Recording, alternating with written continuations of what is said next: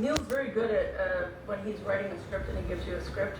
Sometimes he will tell you in a very conversational manner the things that he's thinking about when he's talking about a certain scene, or he'll reference something that maybe happened to him, or he will try and liken it to an experience that you might have to try and get the feeling for that certain scene.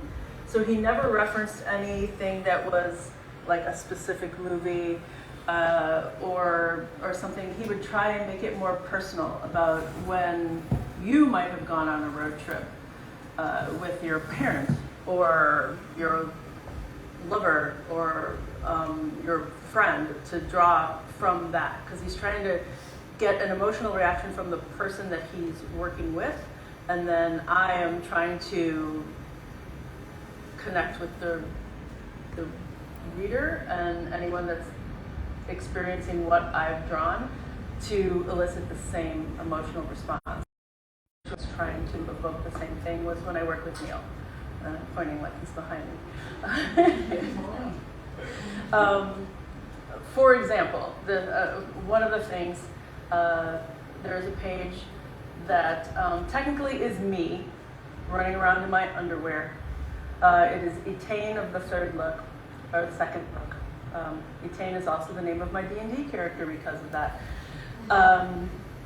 But she is sitting in her home. It's her walking around her house, and I think I remembered asking him, I was like, oh, can I make it my house? Just because the house gets blown up, and I thought that would be fun to do. And he goes, yes. He goes, but of course you're going to have to dry yourself in your underpants. And it's not the fancy, sexy underpants that you would wear to impress someone. It's the underpants you wear when you have no more underpants left and you have to do the laundry. And I was like, oh, I know exactly those underpants. They're the ones where it's like you put them on and they still have like, there's elastic comes up a little higher, but the fabric stays down a little lower because they're just kind of shoddy. But he then started to draw from experiences that I think it's a universal experience that everyone would have. You know, you're sleepily walking around your house, you microwave your coffee, which I of course would never do, but my character had to do that, so I committed fully to it on the page. But he was always putting something like that in the script, where it would be listed in the art direction, and suddenly he would have an aside that would sound like it was a friendly letter he was writing you about something that you experienced, and then would click back into a panel 3. You know, we see this, and I've never run into anyone else who has done that in a story. I don't even do that in a story. Yeah. When you started work on Brief Lives, did you realize how close it was to the end of Morpheus's arc, or did you go in not knowing any of that? I did not know how close the end of Morpheus's life arc. It was, spoilers. 30 years. I know, true, but there's always someone who's just picking it up. Anyway, but he's one of the endless, so don't worry. There's always Morpheus. No, I did not. In fact, when I was asked to work on Brief Lives, Neil thought it was going to be a 3-issue story. And by the end of it, it was 9 issues, and I was begging him to please don't choose another artist. Let me draw the rest of this series, because it was the easiest and most wonderful collaboration I've ever had, other than me working with me. It was everything that he wrote and everything that he does write. If you've ever heard Neil speak, which once I heard him talk, then every script I got sounds like his voice to me. And I've heard him read and narrate novels and do talks at graduations and other things. And you can't help but read, I personally can't help but read all of his books in his voice. So that's how it was. So I guess as he was writing it, it just continued to morph into something else. He obviously knew what the end of that was going to be. And that, the very last, one of the very last pages, like the second to last issue, after he sees Orpheus for the last time and then goes into his empty gallery and weeps. I was crying because I knew I only had one issue left and I never wanted to stop drawing that. So it was like, that was another part of that comic that was coming straight from my heart. Yeah, I still, the one thing that has been very interesting is when they were first pitching a Sandman other media type of thing, they were trying to do a movie trilogy of it.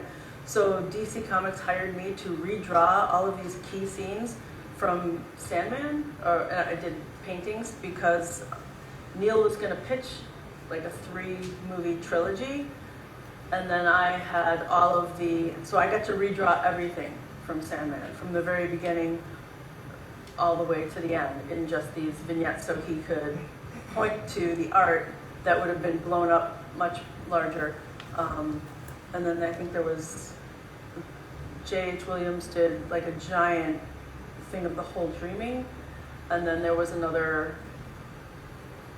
other art that maybe Kent Williams did, that was showing other characters, but I did like 45 illustrations of the entire storyline of Sandman over again, which was actually pretty satisfying and pretty emotional, because then I got to do everything in my arc over, but then other things, like the Season of Mists and the very end. So, what are some of your favorite Neil creations?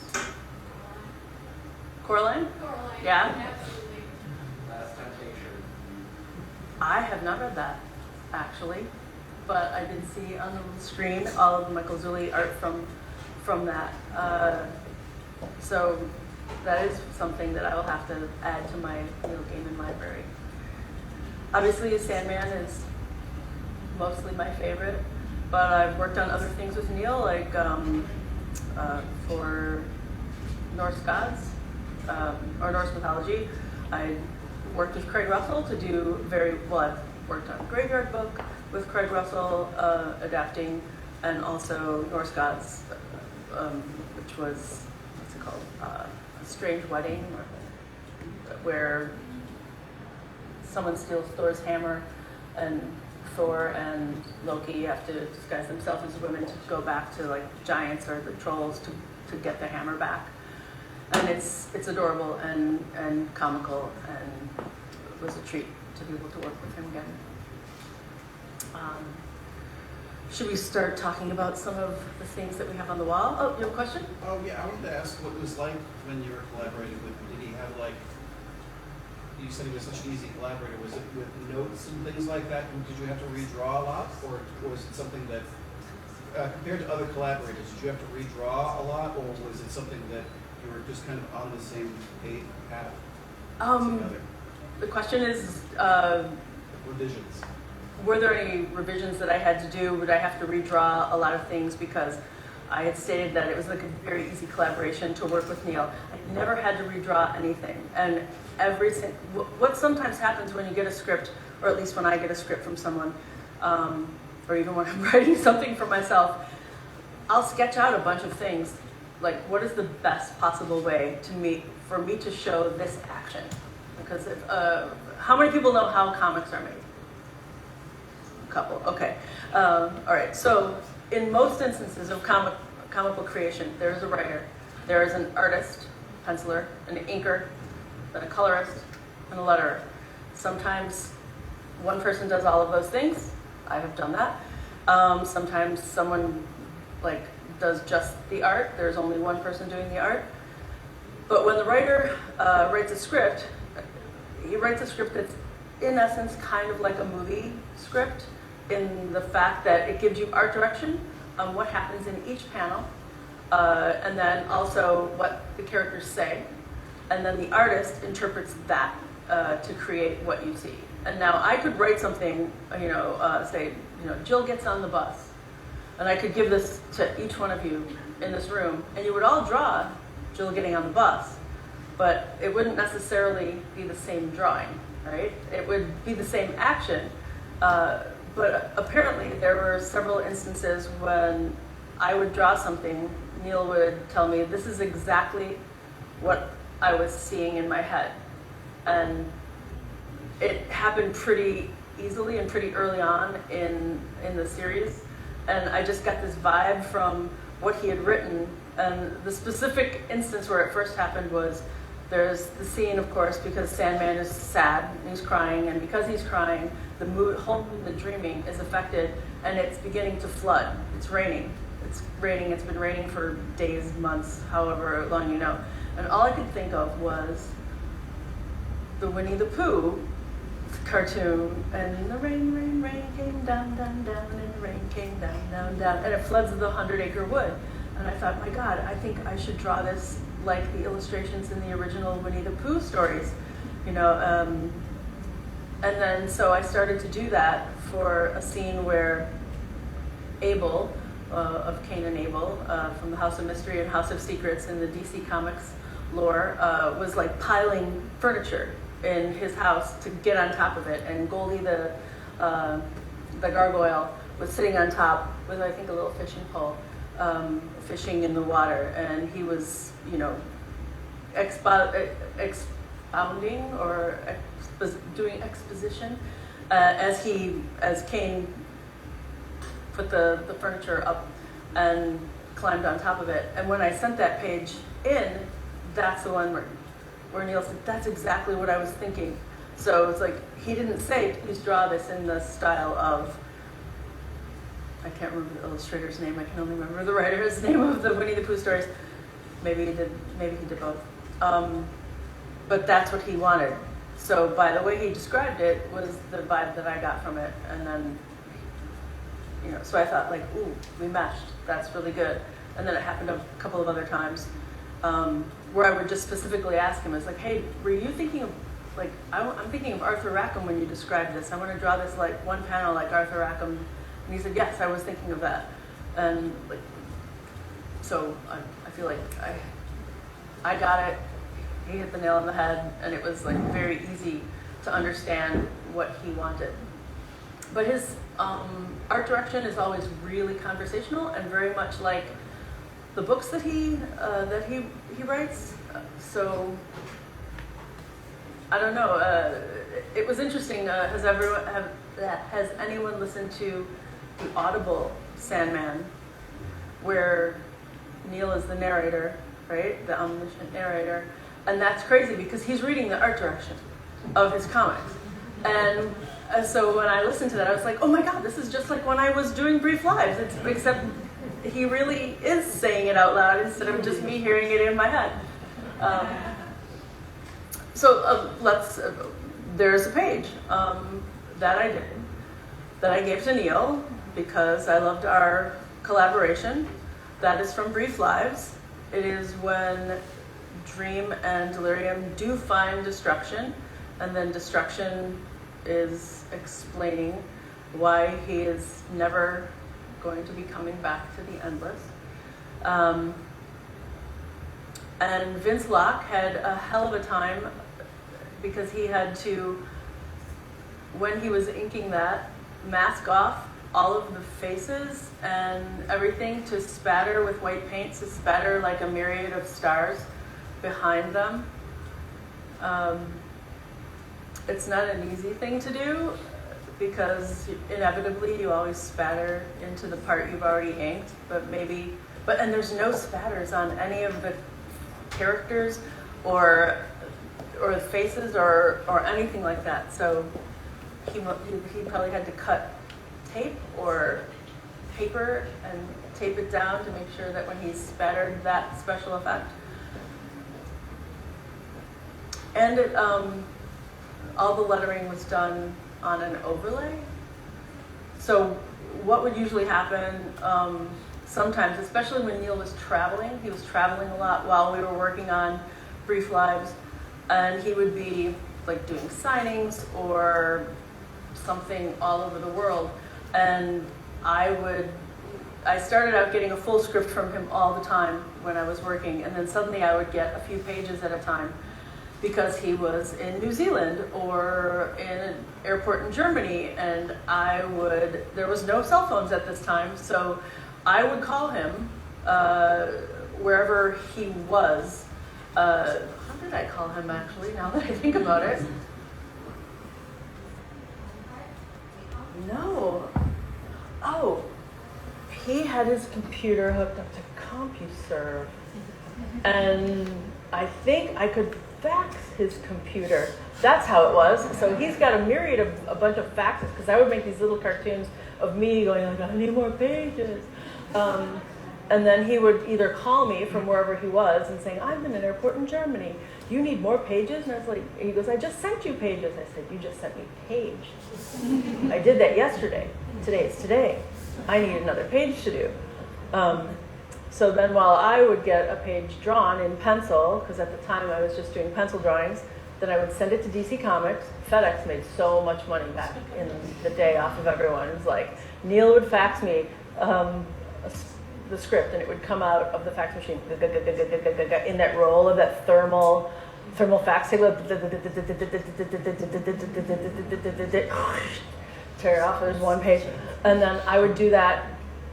Run over to Kinko's, make a copy of it for myself, so I would know what everything looked like, because there was no phone to take a picture of it, and I didn't have anything to scan it with, because I didn't have a computer, because a computer didn't exist in my life. And then packed it up, send it to DC Comics. DC Comics would then send it to Vince Locke, but they would make a copy of it, and then they would send the copy by FedEx to Todd Klein, who would then put it on a light box and then letter it on an overlay, and then they would make a photostat of that, and then someone, perhaps Gerard Way, because he was an intern at DC Comics at that point, and he would do photostats of my pages, cut out the word balloons, and then paste them on the original art when they came back. And oh my God, how much work that was. That's the production house, or the production department would do so much. Sometimes the lettering went straight on, but this was far into the series at that point, and Neil was traveling around. I think he was also moving from England to the United States, so there was never a place that you knew he was, so I never got a full script. So everything was going off like one page here, one page there. Sometimes we cut out the middleman, and they're like, just send it to Vince.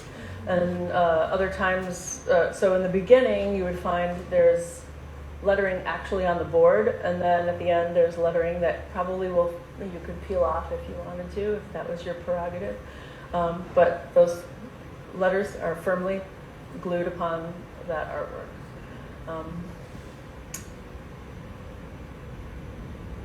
That's how we used to make comics. Now there's a lot of scanning that goes on, and or typing, and you can just put the lettering right on your own layer and overlay, or many languages. But this way, you always had real estate that was taken up on the page.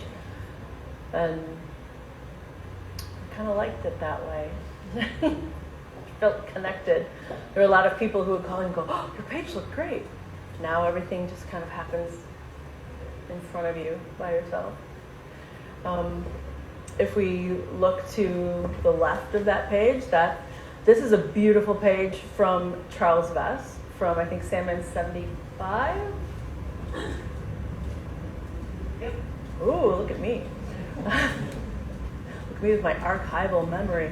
Oh my God, I didn't even see that Charles Adams till right now. I was looking forward to touching it with my fingers. So I don't know if Charlie got in trouble the way I got in trouble from painting a page without asking, but maybe I started it.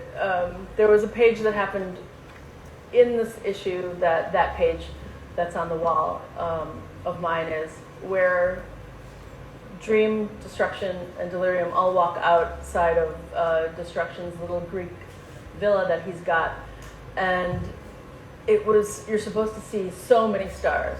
So I decided I was just going to paint the whole thing, a big double-page spread, which I did, and I wish I did it better. It didn't print very well, but I painted it, sent it in to DC, and they're like, "Why are you doing this?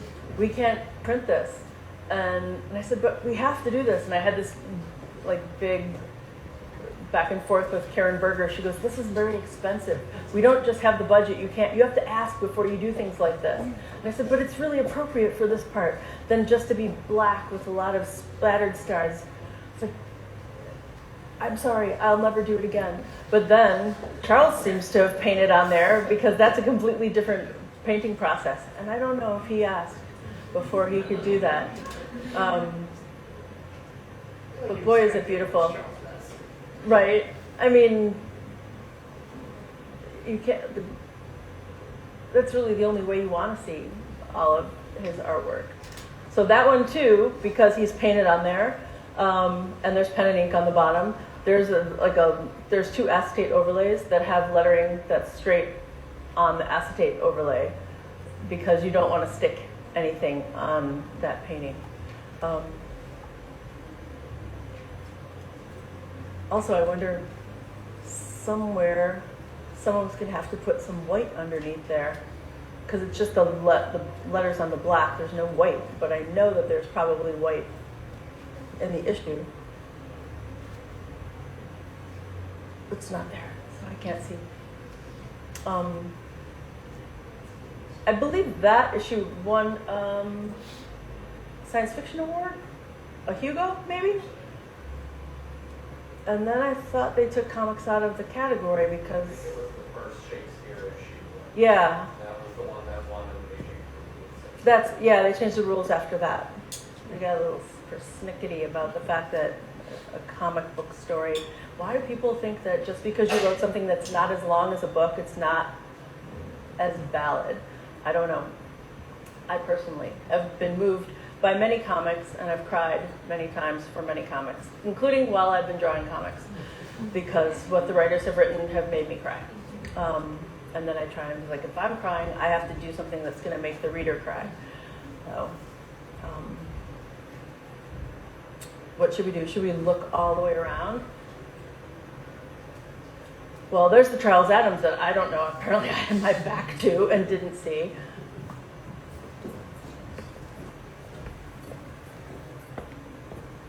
Okay, I can't touch it. Oh man, that is a gorgeous thing.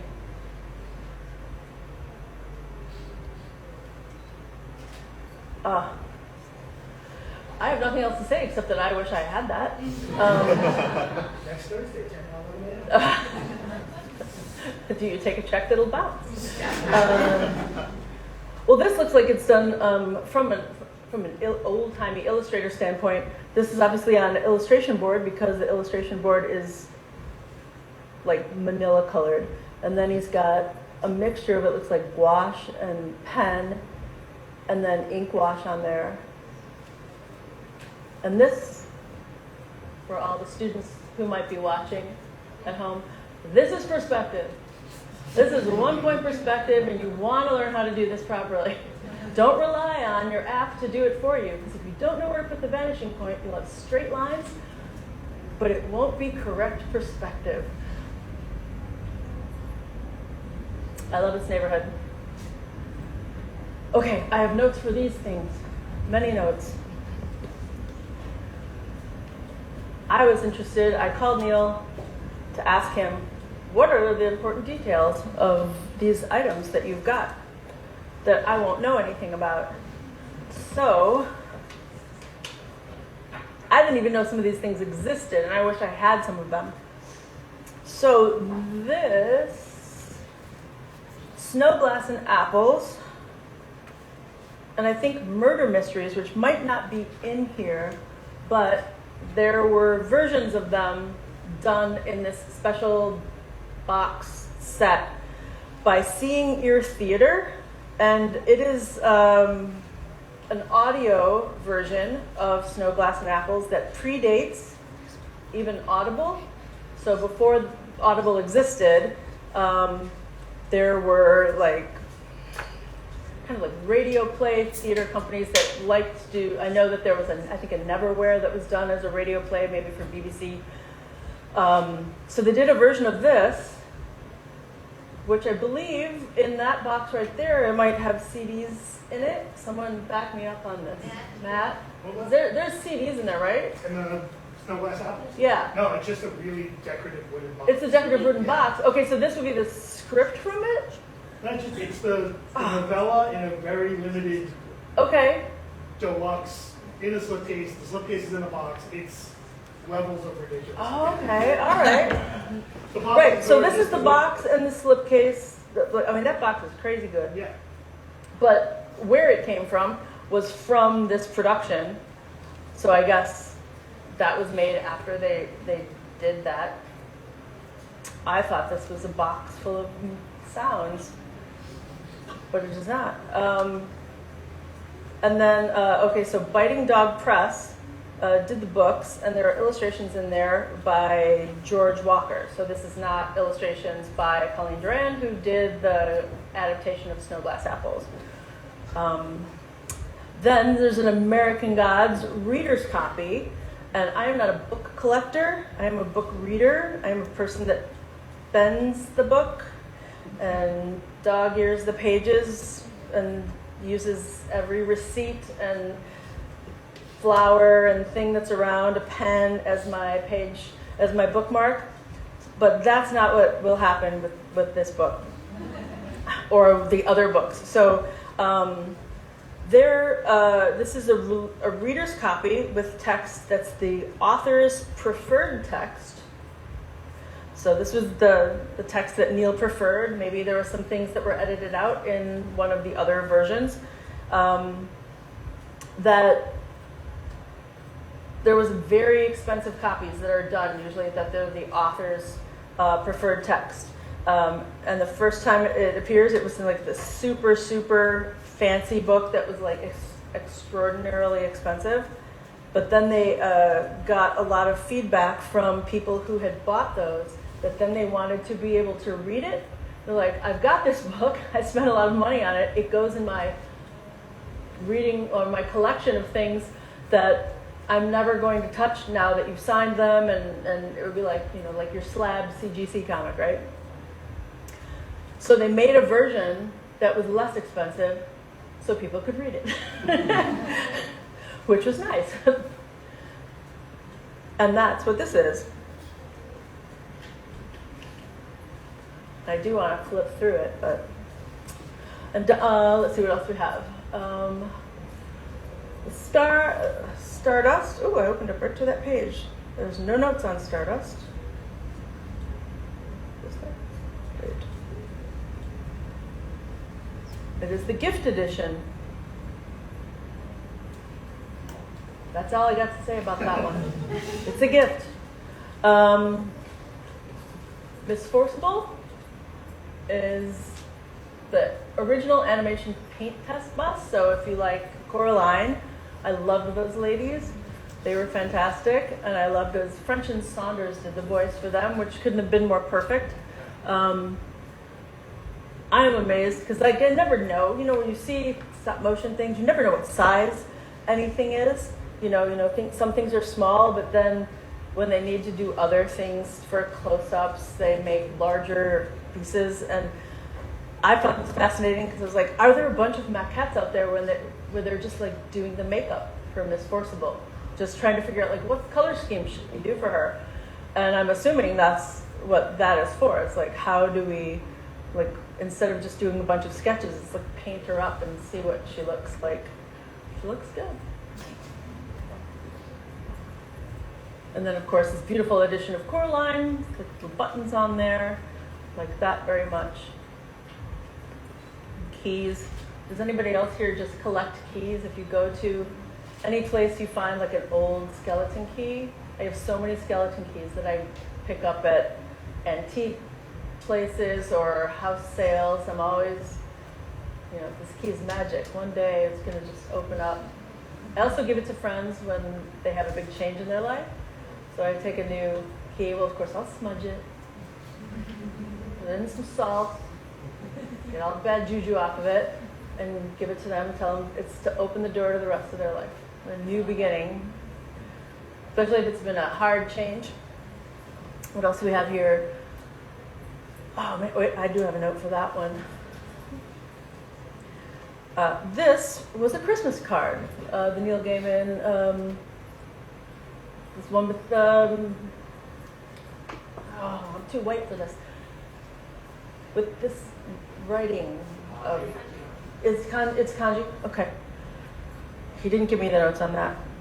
So it was a Christmas card, maybe in a short story collection that came out 10 years later as well. So it's like a little story that was probably his Christmas card. And I did remember I said to him on the phone, I don't remember getting this Christmas card. This was not a Christmas card I got that year. He goes, I think it was because you were moving. It's like, good save. But probably.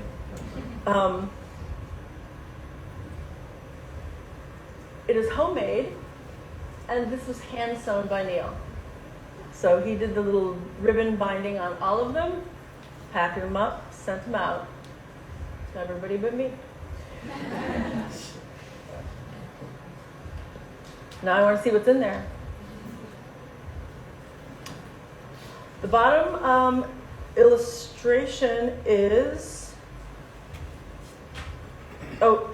one thing, we don't, not only is there this lovely maquette, but there's a Coraline puppet that's not here that I would like to see. That thing's got to be gorgeous. Wait. Okay.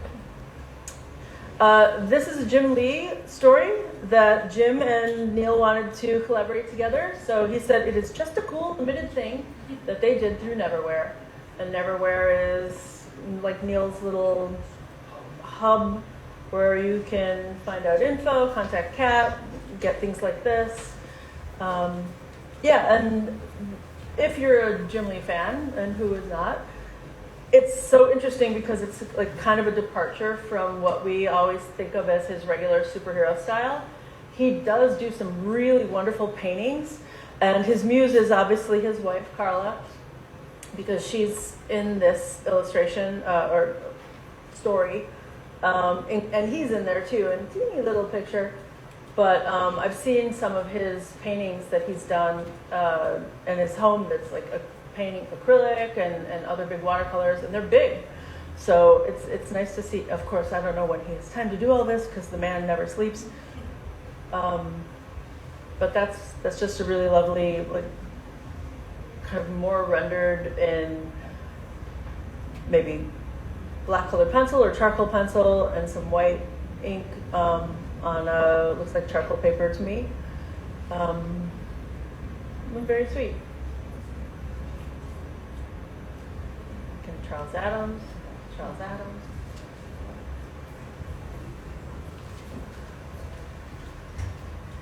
Miracle Man.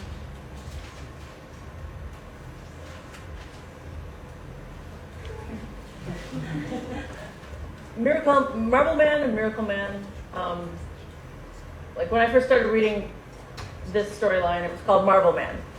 But then I guess Marvel Comics made a big deal about it, and then they had to change it to Miracle Man. This was one of the superhero comics, and Watchmen, of course, that just changed the way I thought about superheroes as a young, up-and-coming comic book artist, illustrator, comic fan, comic reader, because I'd never, like the most adult comics that I'd read previously to that were Conan the Barbarian, Chris Claremont, John Byrne, X-Men, which were, they're very dramatic soap opera-y styles, but these two stories just changed the way you thought about what could happen with a superhero comic, and it kind of blew my mind.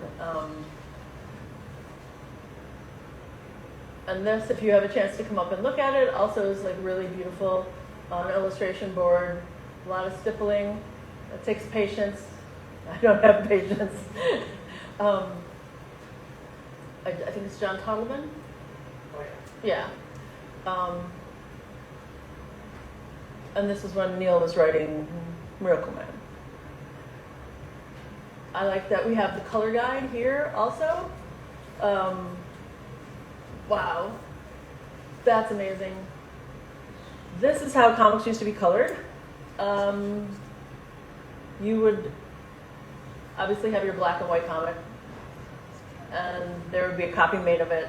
And the colorists would take this and they would color in on here with Dr. Martin's dyes, or markers probably eventually.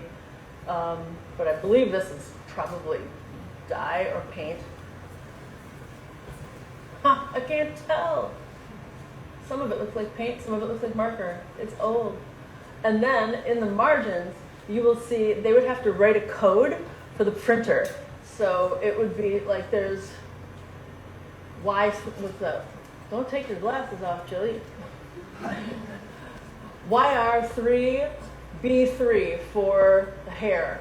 So every place there was a color, there would be this code that would be the mixture of how much magenta goes in, how much yellow goes in, how much, was it cyan, black? Well, then there was a black plate. So they would know how to then print that comic. It's incredibly time consuming, and a lot like math, and this was for flat color. So nowadays you don't have to do something like this, but I think there are so many colorists. I know Linda Lessman, who's a Illinois colorist. She's married to the comic book artist Bill Reinhold. She has so many of her colored pages like this. So if you just see these stacks and stacks of things, you don't think about that kind of stuff now because everybody colors on the computer, and they have people that just do the flat color, and then other people do the rendering after that. But this is how it had to be done beforehand. And so it's not only were you just thinking about how you wanted to color it, you had to think about what does that break down to once it's printed, and how am I going to be sure that it's going to look like I've put here? Because a lot of times the formula that you would make wouldn't necessarily show up the way you thought it was going to, and you wouldn't find that out until it got printed. So I know that sometimes they do reprints of things now, recolor things, just because the printing didn't turn out the way that they really wanted it to. Yeah? Sorry to interrupt. Please interrupt. This is fantastic. Yeah. We're halfway through our time. Yes? And I know you had considered maybe that you would transition at some point to Yes. a watercolor. Mm-hmm. If you want to do that, maybe you could continue talking and Sure. do that Oh, now. I can continue talking over anything. Okay. Well, so here, I just want to say we've got some wonderful awards that Neil has won, and I'm assuming that he's going to, that he's auctioning these off because he's going to need room on his award shelf for probably maybe Emmys or whatever. We didn't make quite get to the award shelf. No, I'm sure it's a wall, right? There's a couple of different shelves. Yeah. It's good. So that's there. I know one of them is for Ramadan, which is really beautiful. The Sandman 50 with art by Craig Russell. But of course, I urge you to come up and look at this beautiful Watchmen page. Like, there's not even a pencil line. Like, this is even erased perfectly. There's probably one of the most.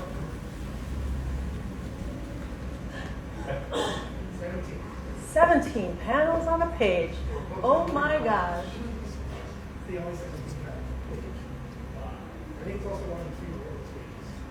Yeah, I know there was a regular 12-panel grid for this consistently throughout, and then there was also a 9-panel grid at some point. But I know Alan Moore stuck with there were certain scenes that were always in the same type of grid. But it's amazing what Dave Gibbons did. It's amazing what Dave Gibbons does all the time.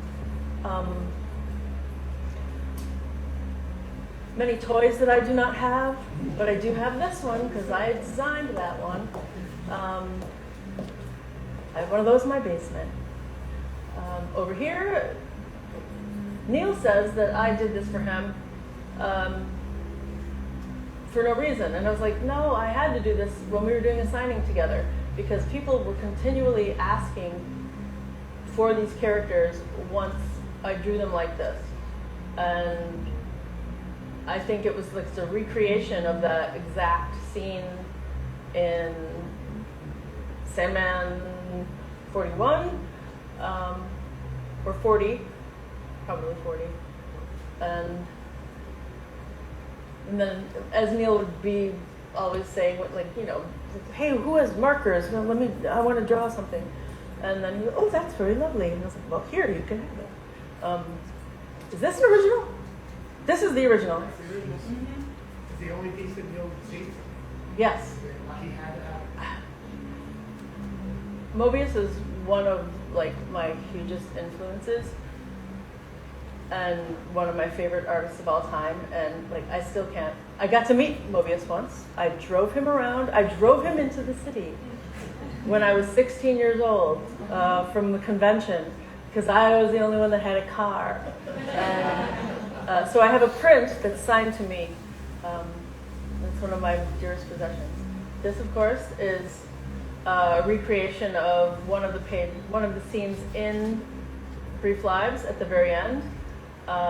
It was sad, and I felt sad still. So, and once again, Neil said, "Oh, that's so lovely. I wish I had that." And then so I made him another one that was bigger because I think the original panel is about that big.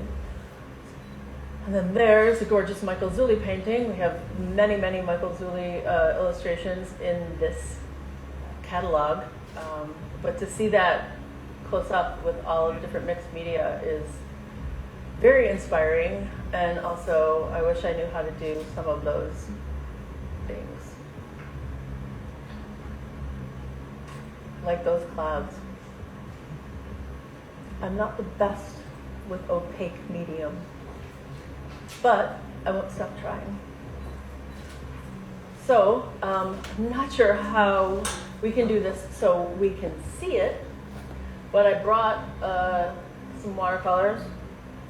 I brought a pad of paper.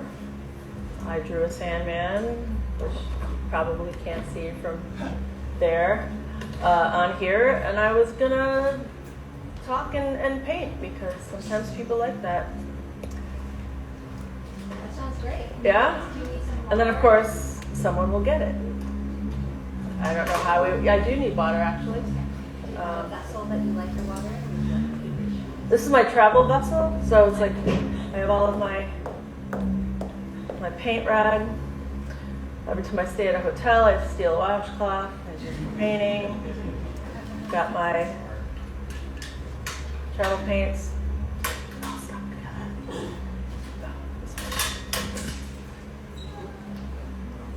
What color was it, I wonder? It's purple, right?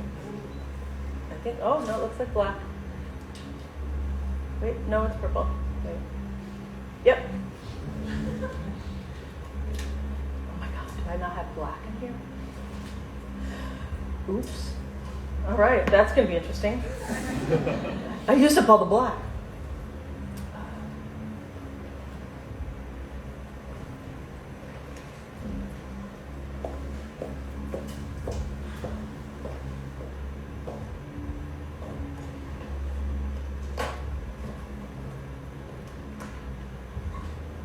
So nowadays, I am unused to doing pen and ink because I don't do it very often. But I want to do this quickly, so I think I might draw. Someone's vacuuming. I love ballpoint pen to sketch in. Anybody here go to the American Academy of Art? No? Okay. If anybody here wants to draw some life drawings, I suggest going out, taking your sketchbook, use a Bic, medium point, pen, and just draw from life. It makes you not be precious to just your drawings. I learned that when I was going to school, and I tell everyone who likes to just sketch that that's the perfect way to not worry about erasing, or you don't have to worry about it being perfect. Okay, let's try not to mess him up.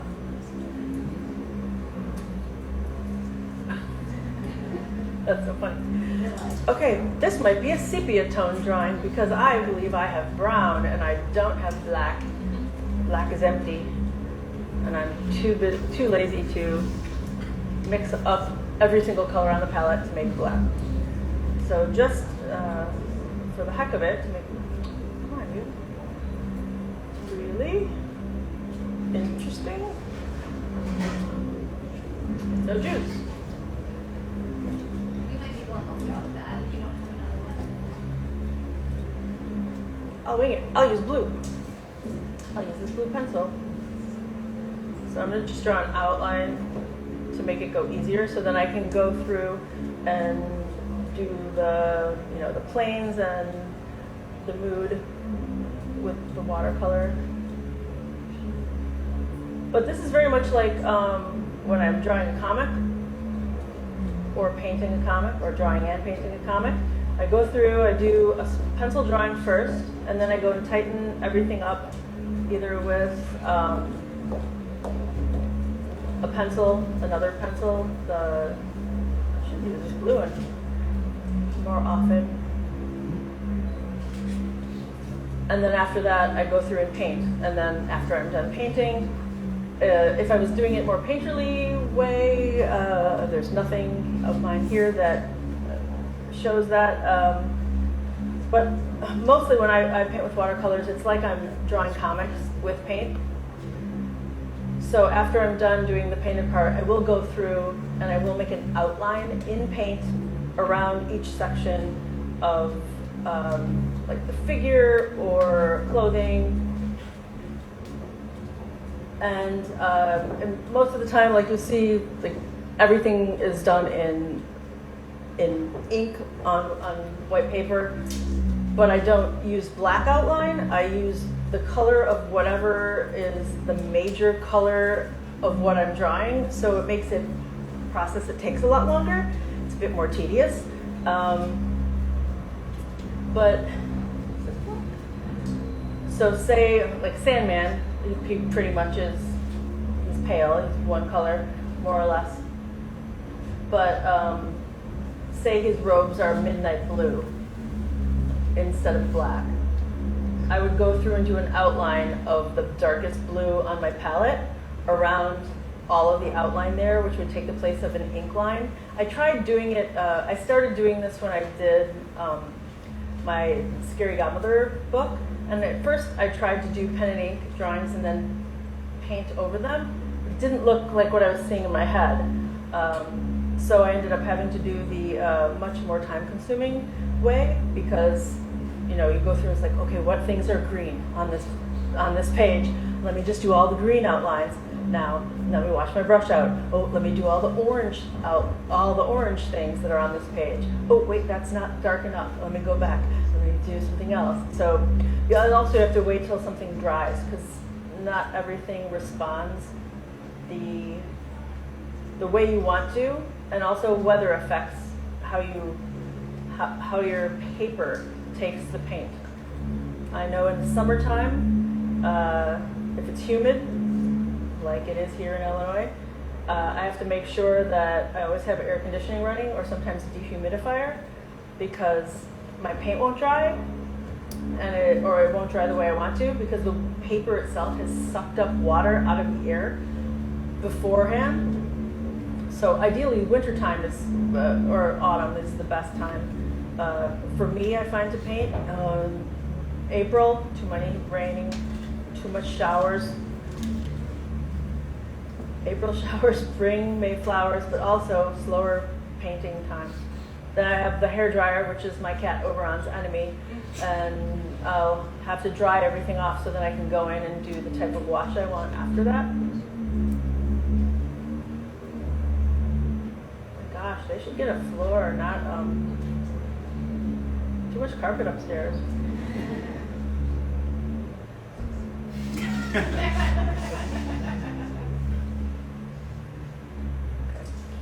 So what we've got so far, it's not a lot of outline because I'm gonna probably blend his hair, but I wanted to have a bit of an outline for his face, because with these guys, it's still not enough. My eyes, I can't make sure that the point of my paintbrush is going to go exactly where I want it unless I take my contact lenses out and become super nearsighted and then stick my face really close to the page. I haven't gotten any LASIK because I'm worried that if I take away my natural nearsightedness, then I'm not going to be able to see where the point goes, and I'm going to have to start drawing things bigger and bigger and bigger, like Charles Schultz. So I'm going to try and, when I do a wash, I'm just going to turn it around and show you. Oh, I probably should have, here, let me do that. Probably should have wiped this down.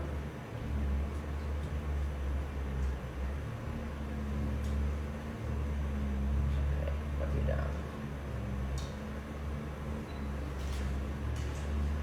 So whenever I'm doing a drawing, I always try and make sure you know where your light source is coming from, so you can do your shadows in a certain way, and paint accordingly.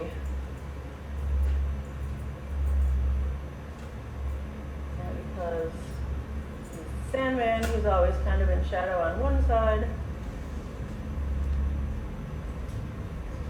Sepia drawing, which reminds me, I have a commission that I've long since overdue for someone who wants me to paint it in coffee. And because it's in coffee, it's the last thing I think about doing all the time, even though I have it drawn out. And now would be the time I would use the hairdryer.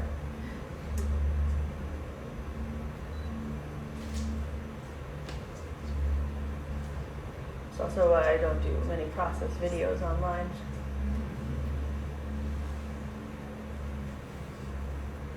People are like, oh, I'd love to watch you paint. And I was like, no, you wouldn't. And I was like, do you like to watch someone paint a wall? I'm like, what? No. And I was like, well, that's kind of like what this is, because you have to let something dry before you can go back into it. You can watch a time lapse, but you do not want to watch me like, how long does it take you to do this page? About 14 hours. Like, you don't want to watch that. Has anyone ever asked you to design a I tattoo? have done many tattoos, actually.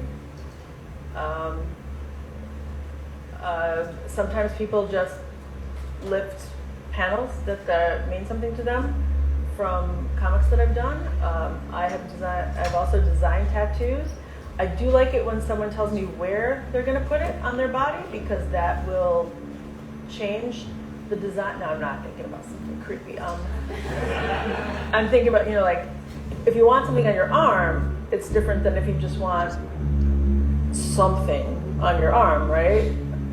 I have had people come up to me at conventions and show me what they decided to have done, and a lot of times the nicest thing I can say is, ooh, that must have taken a very long time. Just because of like the choice of how they put it. Not that they chose it, I'm flattered that they chose my artwork, but it's like maybe a long panel, and then they chose to put it like in a weird way that like you would have to be, like, this is the only way you could see it. So I think that's probably very personal for someone else to look at, but it's like, it's just like an awkward place.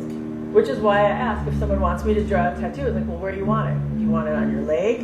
Do you want it on your leg like this? Or do you want it on your leg like this? It's all completely different. And to quote the guy that did the tattoos that I have, I don't do hands, feet, or face. Because the first tattoo I ever wanted, I wanted it on my face. And boy, Mike Letty talked me out of that. So I could see it in the mirror. That's why I wanted it. I wanted it here. I would have been like Mike Tyson. It's a personal choice. But he was like, no, you don't want it there. He was like 18 years old. I was like, yes, I do. And he was like, no, you do not. And I was like, I want to see it. And then I was like, well, how about right here? He goes, no, I don't do your hands. There's too many little bones, too many, your veins are too close there. I don't do that. I was like, well, where do you think I should get it? It's like, usually ladies like it on their shoulder. So that's where my first tattoo was. It's on my shoulder. Because then you can cover it up if you don't want anyone to see it. Because that's back when you covered it up because you didn't necessarily want everyone to see it. But I liked everyone to see it. And I'm glad it's not on my face.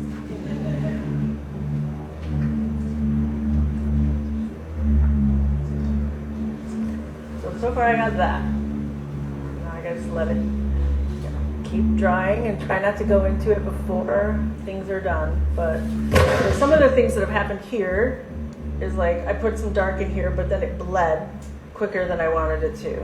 Now I'm gonna have a hard time choosing to go over this cool thing with the hair because I like what this did. That's the best part about watercolors. Sometimes it does what it wants to.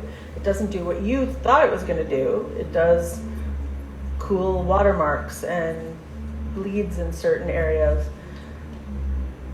And sometimes it dries in a way that doesn't look like when it's wet. And then you're like, oh man, I should have put more pigment in there. Like this part was a bit darker, this shadow side. And I hesitate to go back into it because I don't want to ruin that little cool thing over there. And it's still wet. So if I go into there, it's not going to do what I want. So I have to be patient. I'm not very patient. How about another question while I'm being patient?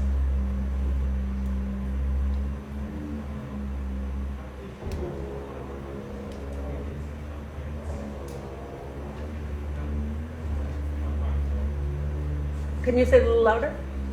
How did I break into the art world? I mean comic art specifically? Because, I don't know, it's the only thing, well, it's not the only thing. It's, I've wanted to do it since I was able to read. I first started getting into comics because of comics in the newspaper, like Snoopy, Peanuts comics was my first big love. Then Archie comics, and then I discovered superhero comics, and it's always been comics though. I wanted to be a lot of other things at the same time. I wanted to be an archaeologist, veterinarian, ballerina. Many things stopped me from being all those things, mostly math stopped me. I didn't realize you needed a lot of math for some of those things. And also I don't think, like, I want to rescue animals. I don't think I could spay them or fix their bones or cut into them. I would cry too much, even though I was helping them. But it's, all I've wanted to do is tell stories since I was little, and I started going to tiny little comic book conventions that they had in, well, first I went to a comic book store, and it was a tiny little comic book store, and that's when I started to realize that there were other types of comics other than just the three I mentioned right now. The comic book shop owner, I was the only girl that was going to I was the only girl at this whole comic book convention when I first started, so I mean that helped me a little bit. I got to meet a lot of people that may not have met every other dude that was in the building. I do remember one of the things that helped me get seen by editors or art directors when I started to become friends with people at comic shows and comic artists. And I got a lot of advice from, I'd bring my portfolio, my 3-ring binder filled with my crappy drawings of superheroes, to comic conventions and ask the guys that were sitting at tables to please look and critique my art. And any advice that they gave me, like when they were telling me, you know, like, oh, well, this hand is too big, or that perspective isn't perspective, they would correct me and tell me why I was doing it wrong and how to fix it. And I was always a very good student, so I would go home and I would practice and practice and practice, and I would come back the next time there was a convention and show them my pages, my new pages, because I wanted to show them that I did the thing that they showed me.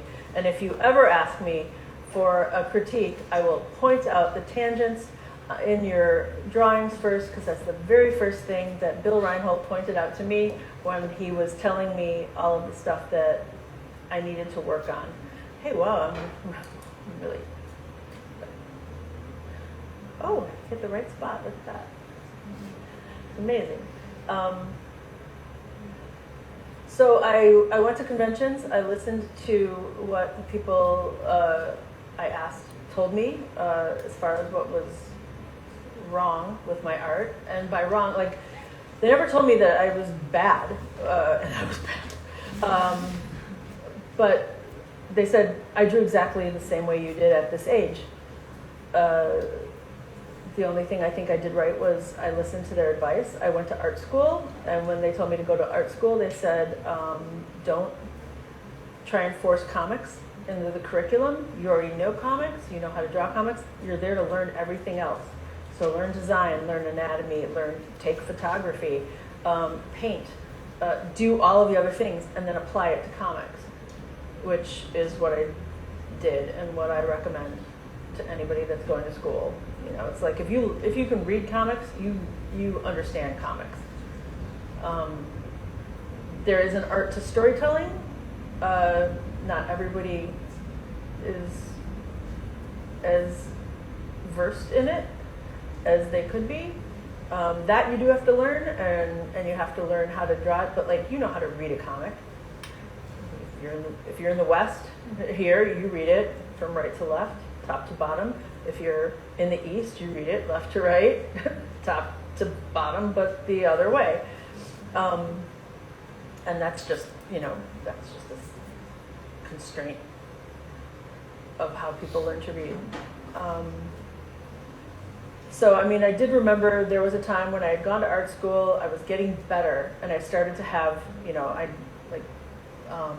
meetings with art directors while I was still going to art school. And, but when I would meet people at conventions, like editors and stuff, I would hear them say, "Did you see the girl that wants to draw comics?" And they're like, "Oh yes, I have seen the girl that wants to draw comics.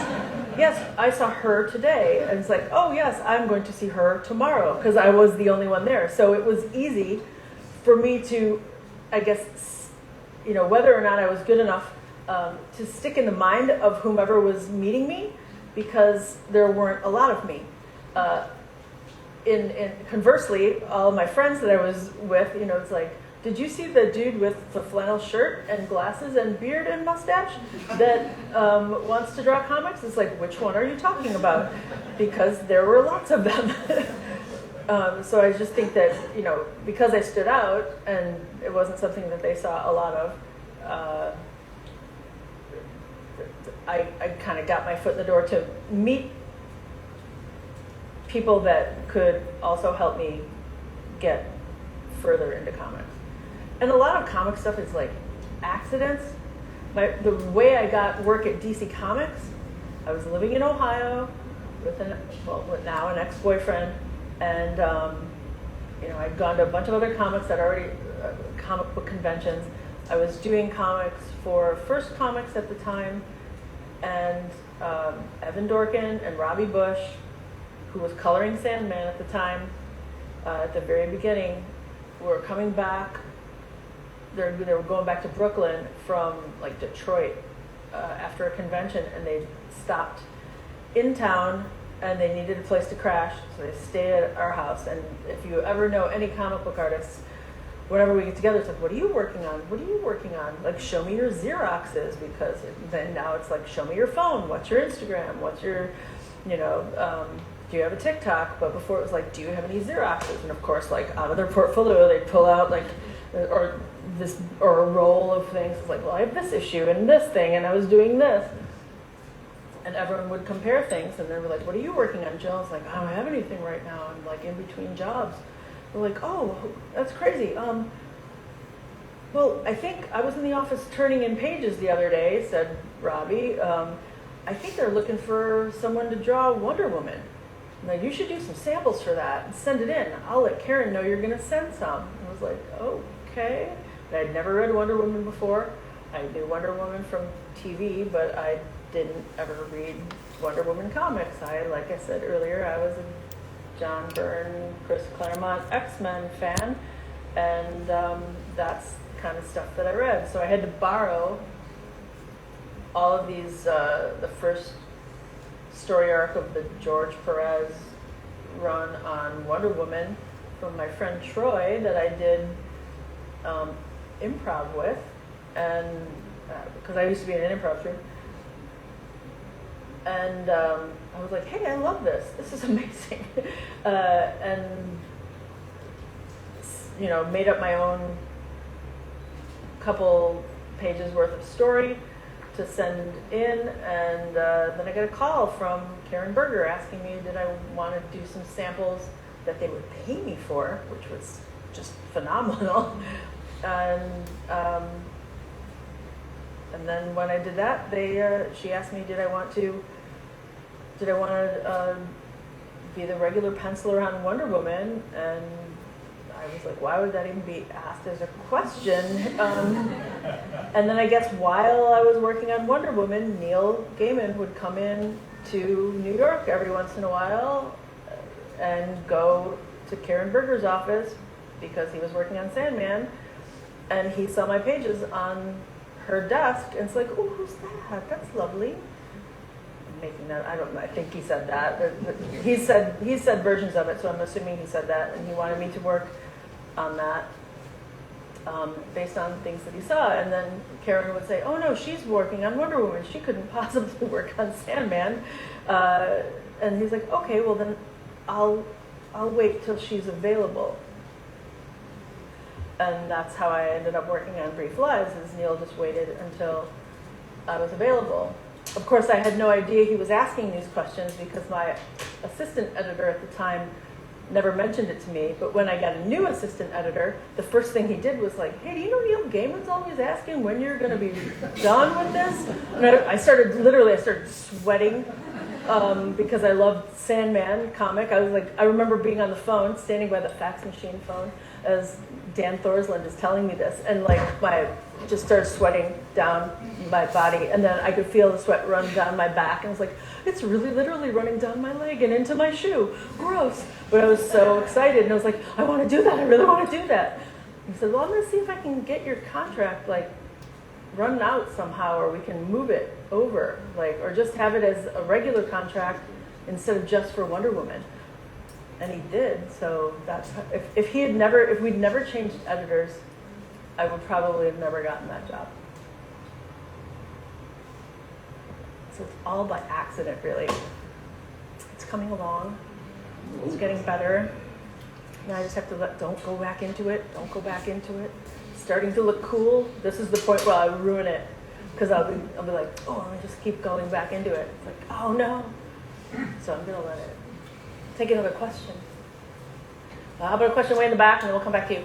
Yeah, so having grown up reading The Scary Godmother, how is it like to switch between mediums, between the books and the comics, and then obviously the TV specials? And I asked this because obviously Neil also changed mediums, and he works across multiple things. So for you, has it been changing between, again, your traditional comics to books, to even helping with the TV specials? Okay, the weird thing about the way that I draw is I've said this before, I went to the American Academy of Art here in Chicago. And one of the things that they were teaching, I have an associate's degree in illustration and watercolor. You can imagine how many people have been saying that has been very valuable for them. I actually was looking into doing some more higher education just recently. I was like, I would like to learn a Muggle skill.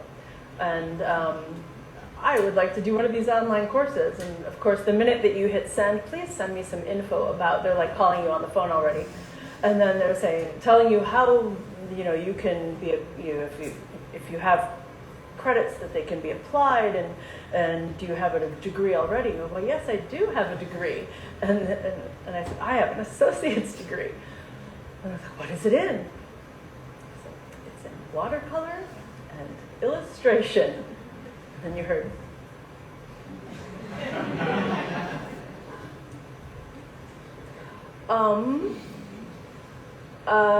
Okay. And I was like, of course, nobody knows what to do with that. But then they described to me everything that they had in their TV and media courses, and it's everything I do every single day. So I should just change what that is in. But so at the American Academy, in my illustration class, they teach you have a bunch of projects where it's do this in black and white colored pencil, do this one in pastel, do this one in pen and ink stippling, because you want to get the job doing the grocery store coupons that are in the newspaper, right? Because you used to be able to go to your job board, and for every print media, they needed someone's like, can you do a portrait? We need a sports illustration. It's like, yes, I can do that.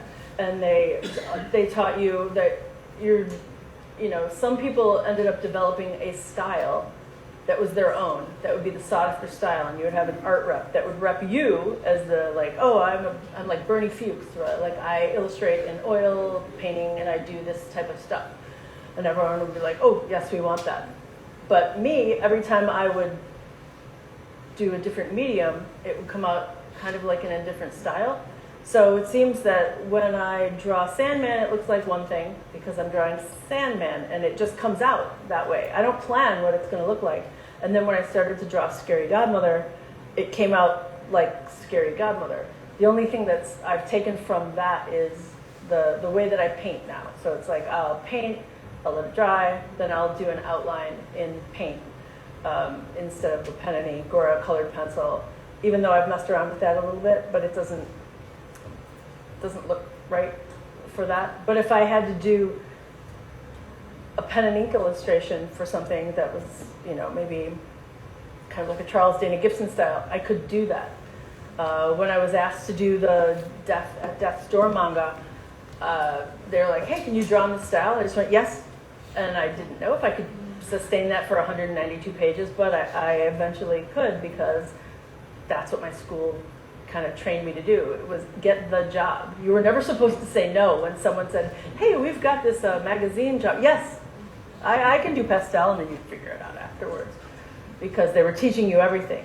It's like I took photography, I took advertising, I've done storyboards in the past. I've done I've worked for gaming companies. I've just anything that you can illustrate, I've done it because your point is to make a living illustrating full time, and that means there's a lot of hustle, a lot of side hustle.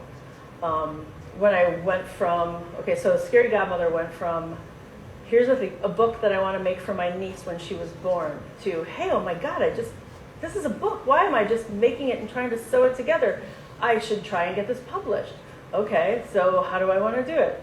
So I got it published. Then after I got it published, it got optioned by an animation company. And then, first it was a play. We did a play here in Chicago, and then we adapted the play to TV, which became the TV special, and then I went out to Vancouver and I worked on that and did storyboards and painted things and did a voice and dealt with actors, and then we did another one.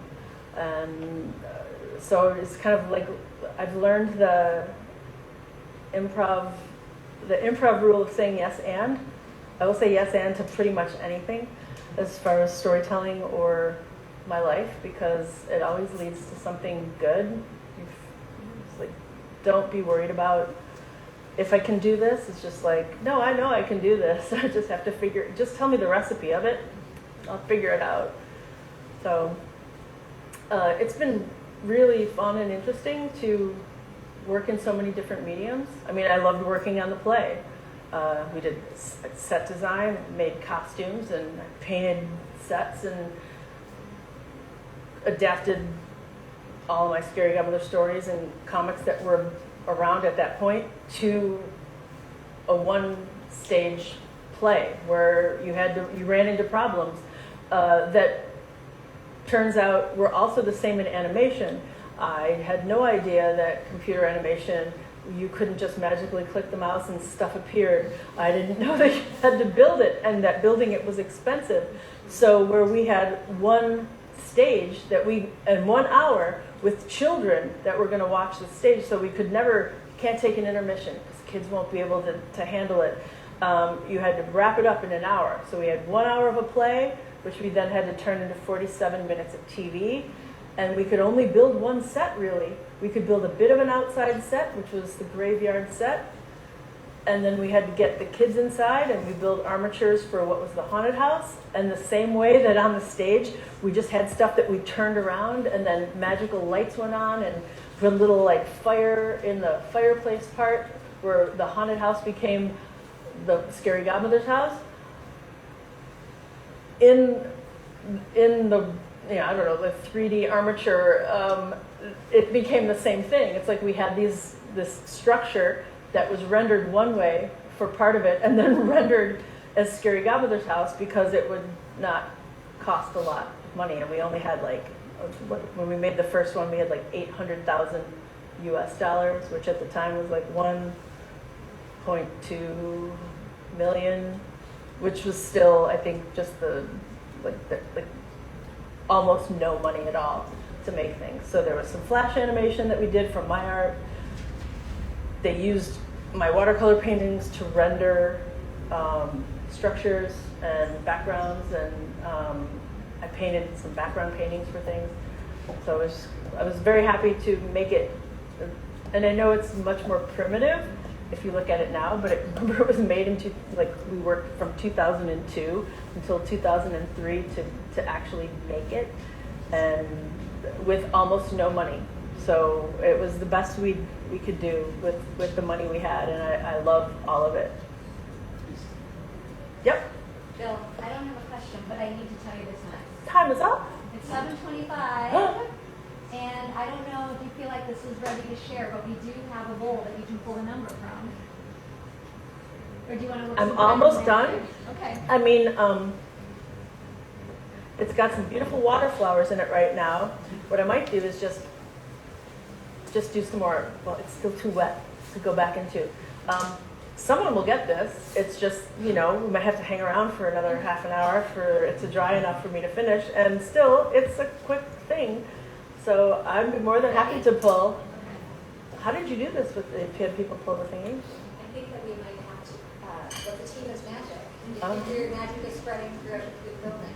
It might be that we take the winner's name and get it to them. It's super lucky number 13. Oh, wow. Anybody have number 13? Oh, this guy. Yay! Awesome. Well, does anybody want to? I can still chat, Joe.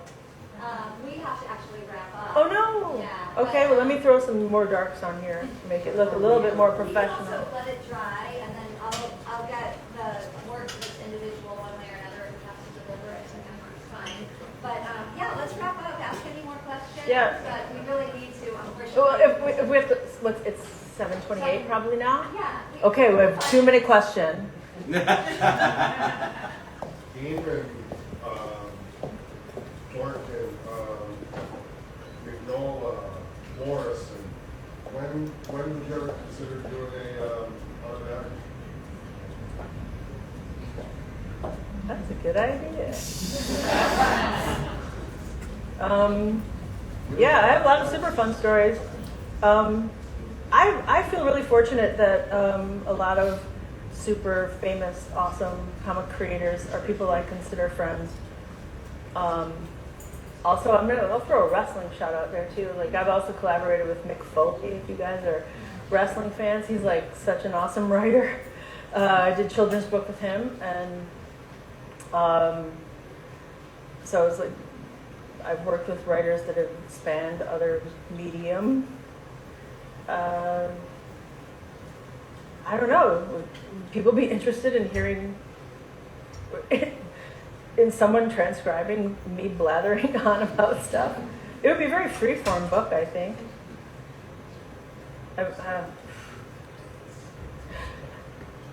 Yeah, I mean, like my Jack Kirby story is when I was working with a retailer, because like eventually I started working at conventions with a retailer. I would help them load up, and we would travel around anywhere you could drive in like 8 hours. So they would pick me up after school on a Friday. We'd go to the warehouse, load up the van with all this comics, ride all night to Ohio or up in Michigan or Ohio or Nebraska or something like that. Sleep in the parking lot in the car when they open the doors, unload all the comics into the show. So and then once I loaded everything up, then they would, the retailer guy would let me run over to Artists Alley and just watch artists draw. So I would watch Steve Rude draw or Jackson Geis. And I remember one time at one of the very local Chicago shows, way back, like this was still in the 1980s. She's still up. Jack Kirby held the door open for me. And he was dressed in a suit, and his wife was in like kind of like a nice dress, like kind of like 1950s looking dress. But I was carrying 3 long boxes and I was trying to get in the door and hold it open. And he was like, "Young lady, what are you doing?" And took his hat off and he was like, "Here, let me get this for you." And I was like, "Oh, Jack Kirby, how's the door open for me?" And then I was happy I was at his 75th birthday party because I had started drawing comics at that point and going out to San Diego Comic-Con, but I was like 18 or so, and got to meet him, and it was like going to your grandfather. It was a surprise party too. It was going to your grandfather's surprise party, and it was incredible. But there were so many incredible, like I said, like meeting Mobius and Sergio Aragonés and all of these amazing people that, unlike comic conventions now that are so huge and wonderful, it was always like in a hotel ballroom, and everyone would be down in the bar at the end of the night. So you would be able to sit and go like, I have a scribbled drawing of the spirit on a bar napkin from Will Eisner. Al Williamson was looking at my watercolors from school and telling me, like, giving me pointers. Bill Sienkiewicz also was like, I went to lunch with Bill Sienkiewicz, and he was like looking at all of my art school art and giving me pointers. And like now he's a friend of mine. So I feel really, really lucky. And I hope that if there's anybody that ever meets me at a convention or students that I've taught, that I will be able to inspire them the way that everyone has inspired me. Because all I want is for people who love comics to be able to have really great stories to read. And I want comics to be taken as seriously as possible because they're such an important medium and a way of people expressing themselves. So. Jill, that's a perfect way to end. Thank you. We are so grateful.